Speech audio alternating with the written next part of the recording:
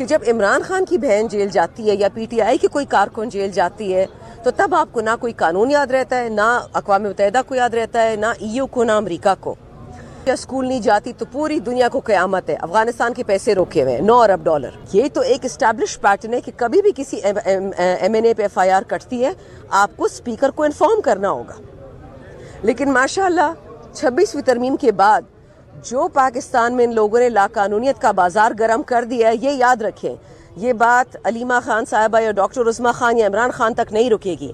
ये आप सब के घरों में ये चीज़ आएगी, क्योंकि अब इन्होंने कानून को ज़ातियात पे बेस कर दिया है। जो MNA बोलता है खान के लिए, जो इनको नहीं पसंद उस पर पर्चा काट दो।